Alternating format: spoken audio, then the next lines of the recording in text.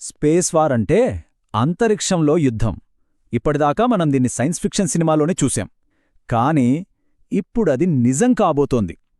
China ఒక కొత్త భయంకరమైన ఆయుధాన్ని అభివృద్ధి చేసింది. ఒక సైలెంట్ కిల్లర్ని. ఒక్కసారి ఆలోచించండి.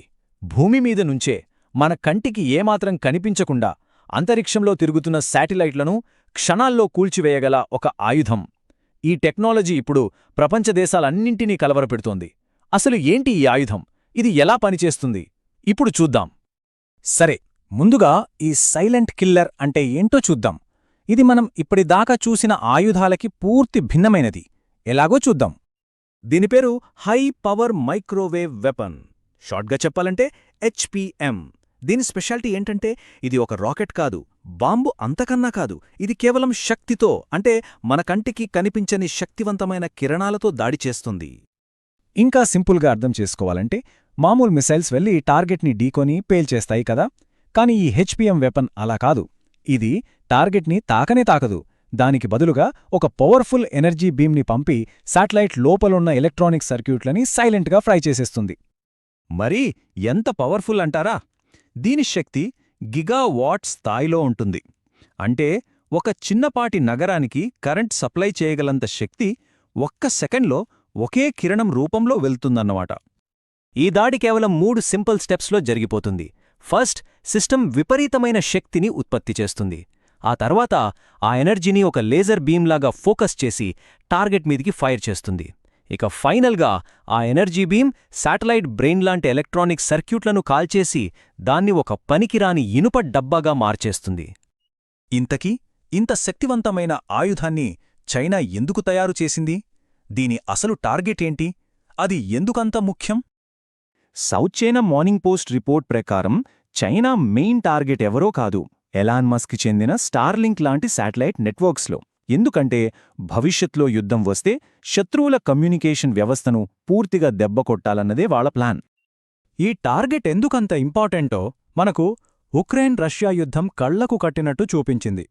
ఆ యుద్ధంలో ఉక్రెయిన్ సైన్యానికి స్టార్లింక్ శాటిలైట్లే వెన్నెముకలా నిలిచాయి. ఆ పాఠం నేర్చుకున్న చైనా భవిష్యత్ యుద్ధాల్లో ఇలాంటి నెట్వర్క్లను మొదటి దెబ్బతోనే కూల్చేయాలని ఈ ఆయుధాన్ని సిద్ధం చేసింది. ఈ ఆయుధంలో మరో భయంకరమైన విషయం కూడా ఉంది. అదేంటంటే దాని మొబిలిటీ. అంటే దీన్ని ఎక్కడికైనా చాలా సులభంగా తీసుకెళ్లొచ్చు. అందుకే దీన్ని కనిపెట్టడం, ఎదుర్కోవడం దాదాపు అసాధ్యం.